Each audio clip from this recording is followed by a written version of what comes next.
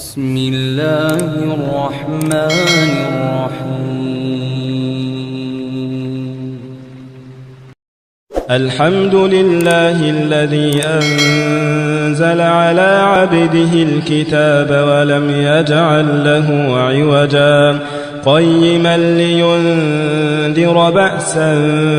شديدا من لدنه ويبشر المؤمنين الذين يعملون الصالحات أن لهم أجرا حسنا ماكثين فيه أبدا وينذر الذين قالوا اتخذ الله ولدا ما لهم به من علم ولا لآبائهم كبرت كلمة تخرج من أفواههم إن يقولون إلا كذبا فلعلك باخع نفسك على آثارهم إن لم يؤمنوا بهذا الحديث أسفا إنا جعلنا ما على الأرض زينة لها لنبلوهم أيهم أحسن عملا وإنا لجاعلون ما عليها صعيدا جرزا أم حسبت أن أصحاب الكهف والرقيم كانوا من آياتنا عجبا إذ أوى الفتية إلى الكهف فقالوا ربنا آتنا من لدنك رحمة وهيئ لنا من أمرنا رشدا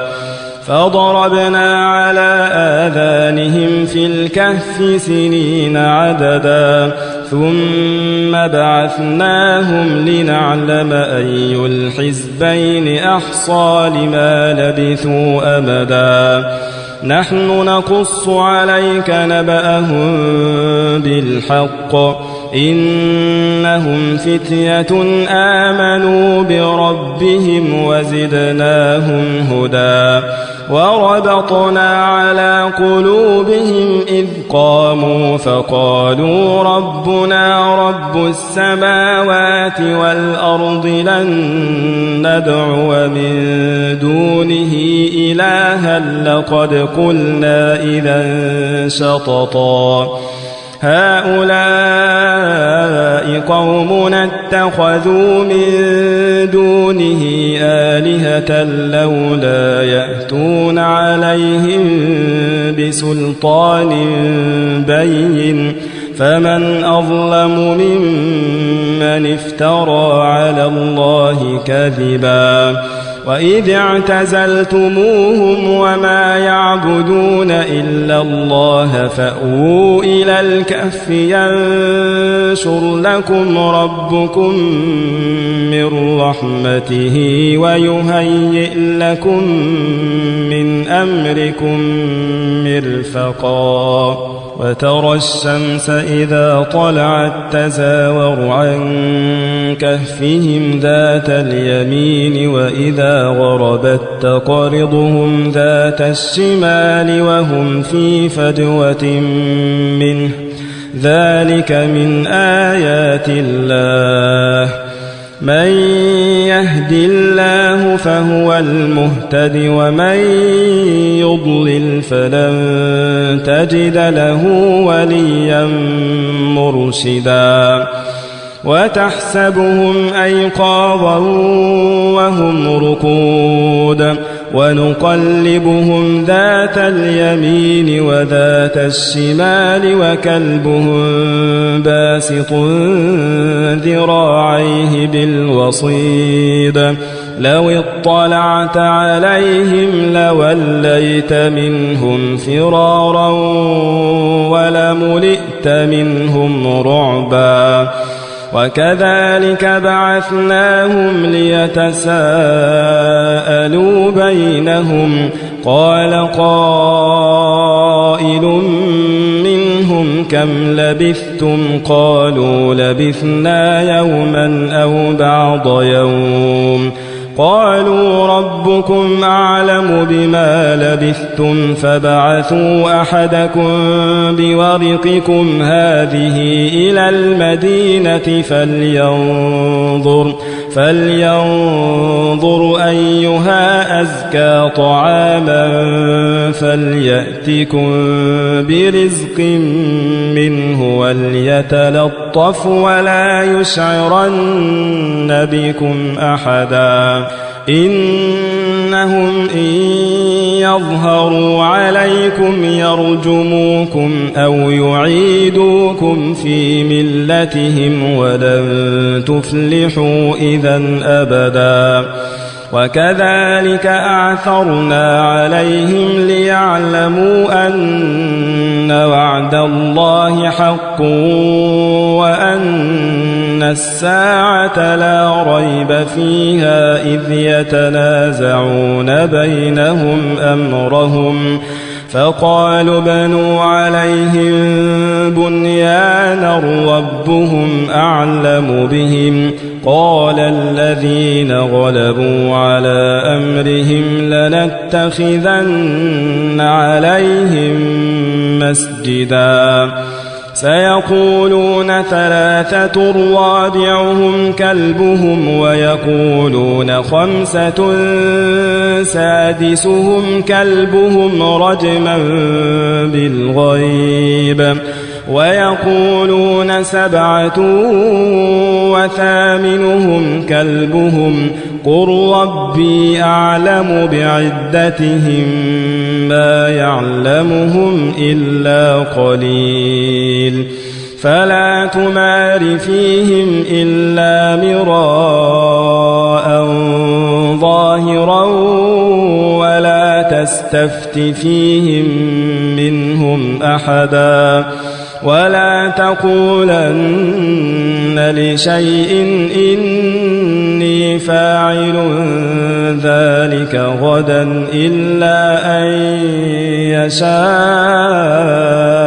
الله واذكر ربك إذا نسيت وقل عسى أن يهديني ربي لأقرب من هذا رشدا ولبثوا في كهفهم 300 سنين وازدادوا 9 قل الله أعلم بما لبثوا له غيب السماوات والأرض أبصر به وأسمع ما لهم من دونه من ولي ولا يشرك في حكمه أحدا واتل ما أوحي إليك من كتاب ربك لا مبدل لكلماته ولن تجد من دونه ملتحدا واصبر نفسك مع الذين يدعون ربهم بالغداة والعشي يريدون وجهه ولا تعد عيناك عنهم تريد زينة الحياة الدنيا ولا تطع من أغفلنا قلبه عن ذكرنا واتبع هواه وكان أمره فرطا وقل الحق من ربكم فمن شاء فليؤمن ومن شاء فليكفر إنا أعتدنا للظالمين نارا أحاط بهم سرادقها وإن يستغيثوا يغاثوا بماء كالمهل يشوي الوجوه بئس الشراب وساءت مرتفقا إن الذين آمنوا وعملوا الصالحات إنا لا نضيع أجر من أحسن عملا أولئك لهم جنات عدن تجري من تحتهم الأنهار يحلون فيها من أساور من ذهب ويلبسون ثيابا خضرا من سندس واستبرق متكئين فيها على الأرائك نعم الثواب وحسنت مرتفقا واضرب لهم مثل الرجلين جعلنا لأحدهما جنتين من أعناب وحففناهما بنخل وجعلنا بينهما زرعا كلتا الجنتين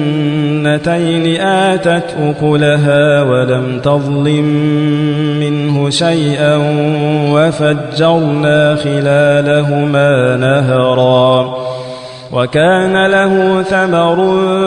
فقال لصاحبه وهو يحاوره أنا أكثر منك مالا وأعز نفرا ودخل جنته وهو ظالم لنفسه قال ما أظن أن تبيد هذه أبدا وما أظن الساعة قائمة ولئن رددت إلى ربي لأجدن خيرا منها منقلبا قال له صاحبه وهو يحاوره أكفرت بالذي خلقك من تراب ثم من نطفة ثم سواك رجلا لكن هو الله ربي ولا أشرك بربي أحدا ولولا إذ دخلت جنتك قلت ما شاء الله لا قوة إلا بالله إن ترني أنا أقل منك مالا وولدا فعسى ربي أن يؤتيني خيرا من جنتك ويرسل عليها حسبانا من السماء فتصبح صعيدا زلقا أو يصبح ماؤها غورا فلن تستطيع له طلبا وأحيط بثمره فأصبح يقلب كفيه على ما أنفق فيها وهي خاوية على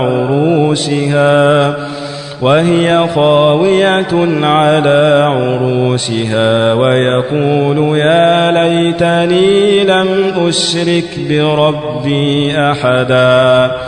ولم تكن له فئة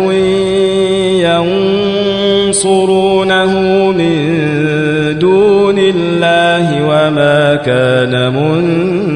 منتصرا هنالك الولاية لله الحق هو خير ثوابا وخير عقبا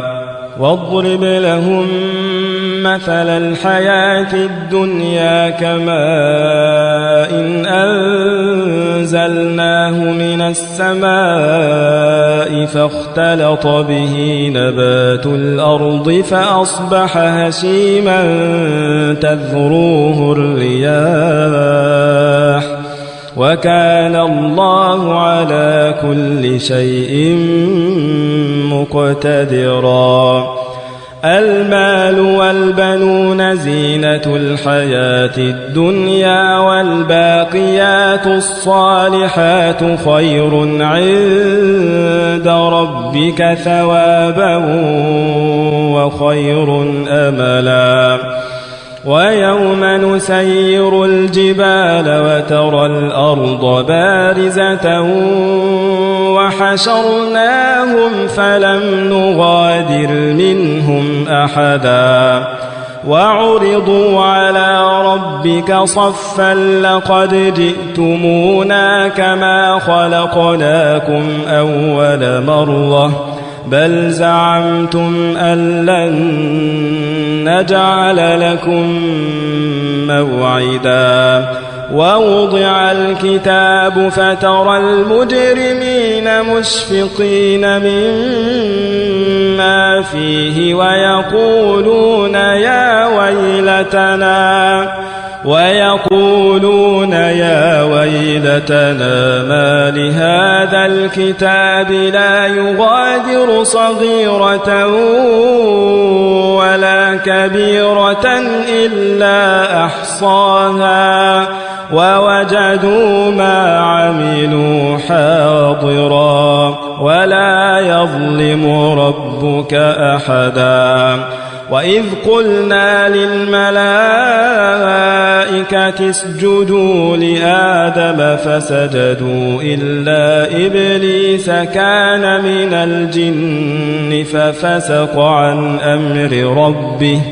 أفتتخذونه وذريته أولياء من دوني وهم لكم عدو بئس للظالمين بدلا ما أشهدتهم خلق السماوات والأرض ولا خلق أنفسهم وما كنت متخذ المضلين عضدا ويوم يقول نادوا شركائي الذين زعمتم فدعوهم فلم يستجيبوا لهم وجعلنا بينهم موبقا ورأى المجرمون النار فظنوا أنهم مواقعوها ولم يجدوا عنها مصرفا ولقد صرفنا في هذا القرآن للناس من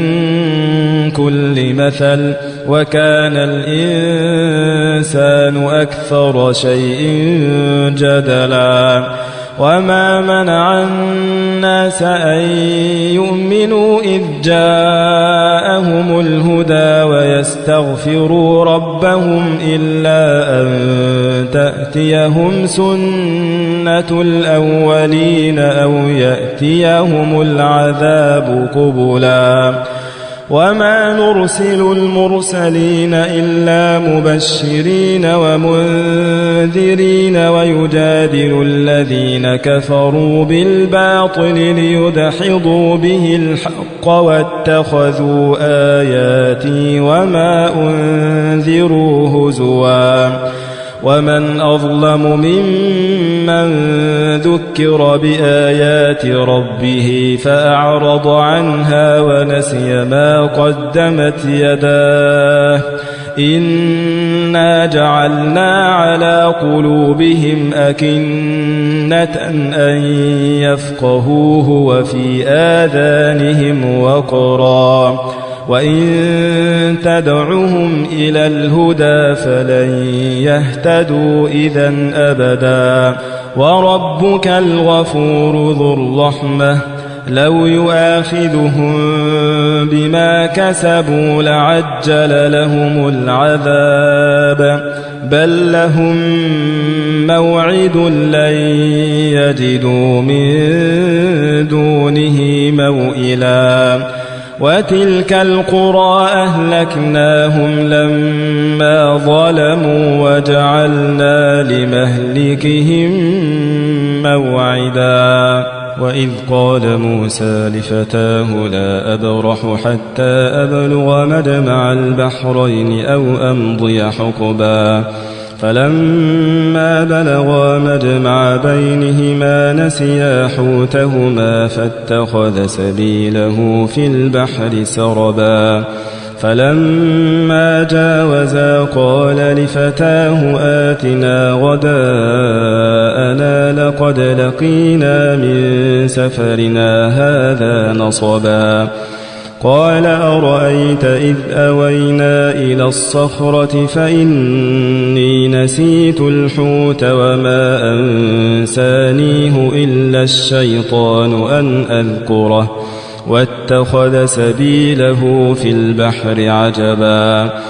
قال ذلك ما كنا نبغي فارتدا على آثارهما قصصا فوجدا عبدا من عبادنا آتيناه رحمة من عندنا وعلمناه من لدنا علما قال له موسى هل أتبعك على أن تعلمني مما علمت رشدا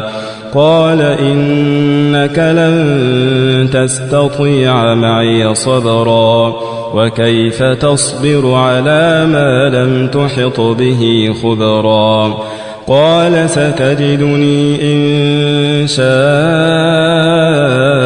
الله صابرا ولا أعصي لك أمرا قال فإن اتبعتني فلا تسألني عن شيء حتى أحدث لك منه ذكرا فانطلقا حتى إذا ركبا في السفينة خرقها قال أخرقتها لتغرق أهلها لقد جئت شيئا إمرا قال ألم أقل إنك لن تستطيع معي صبرا قال لا تؤاخذني بما نسيت ولا ترهقني من أمري عسرا فانطلقا حتى إذا لقيا غلاما فقتله قال أقتلت نفسا زكية بغير نفس لقد جئت شيئا نكرا قال ألم أقل لك إنك لن تستطيع معي صبرا قال إن سألتك عن شيء بعدها فلا تصاحبني قد بلغت من لدني عذرا فانطلقا حتى إذا أتيا أهل قرية استطعما أهلها فأبوا أن يضيفوهما فوجدا فيها جدارا يريد أن ينقض فأقامه قال لو شئت لاتخذت عليه أجرا قال هذا فراق بيني وبينك سأنبئك بتأويل ما لم تستطع عليه صبرا أما السفينة فكانت لمساكين يعملون في البحر فأردت أن أعيبها وكان وراءهم ملك يأخذ كل سفينة غصبا وأما الغلام فكان أبواه مؤمنين فخشينا أن يرهقهما طغيانا وكفرا فأردنا أن يبدلهما ربهما خيرا منه زكاة وأقرب رحما وأما الجدار فكان لغلامين يتيمين في المدينة وكان تحته كنز لهما وكان أبوهما صالحا وكان أبوهما صالحا فأراد ربك أن يبلغا أشدهما ويستخرجا كنزهما رحمة من ربك وما فعلته عن أمري ذلك تأويل ما لم تسطع عليه صبرا ويسألونك عن ذي القرنين قل سأتلو عليكم منه ذكرا إنا مكنا له في الأرض وآتيناه من كل شيء سببا فأتبع سببا حتى إذا بلغ مغرب الشمس وجدها تغرب في عين حمئة ووجد عندها قوما قلنا يا ذا القرنين إما أن تعذب وإما أن تتخذ فيهم حسنا قال أما من ظلم فسوف نعذبه ثم يرد إلى ربه فيعذبه عذابا نكرا وأما من آمن وعمل صالحا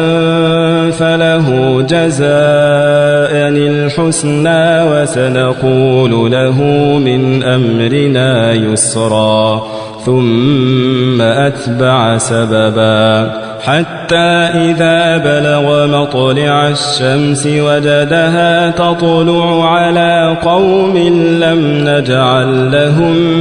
من دونها سترا كذلك وقد أحطنا بما لديه خبرا ثم أتبع سببا حتى إذا بلغ بين السدين وجد من دونهما قوما لا يكادون يفقهون قولا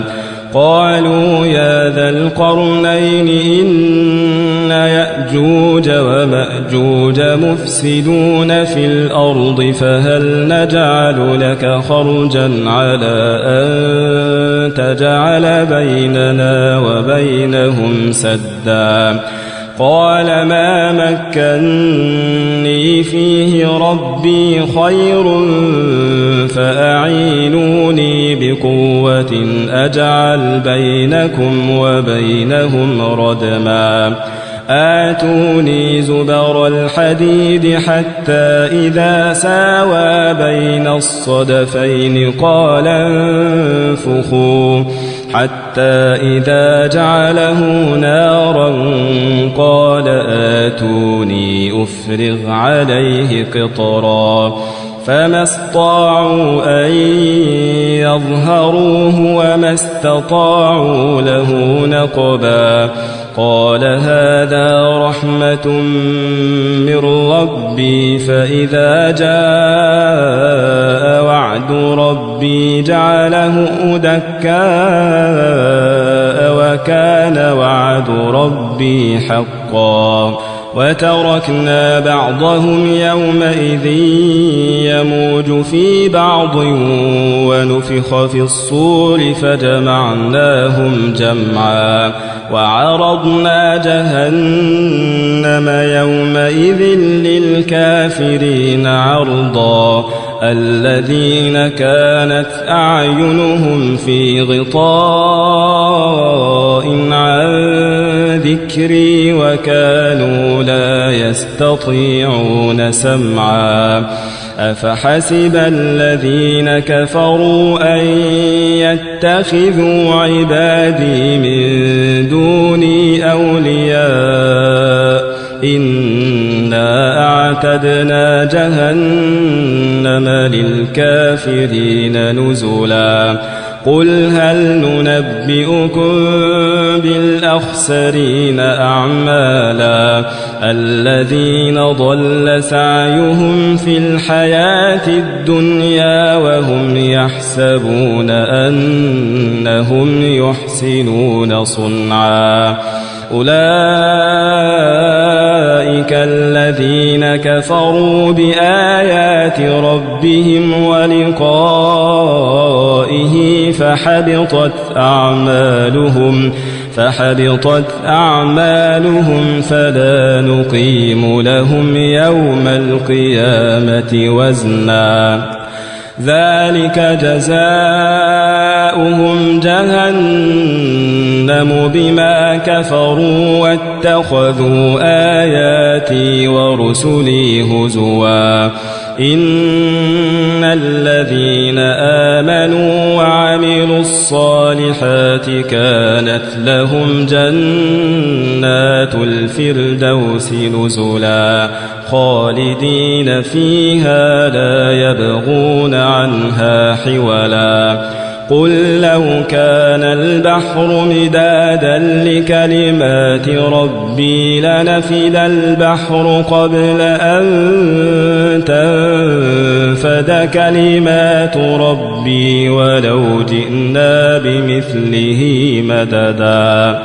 قل إنما أنا بشر مثلكم يوحى إلي أنما إلهكم إله واحد فمن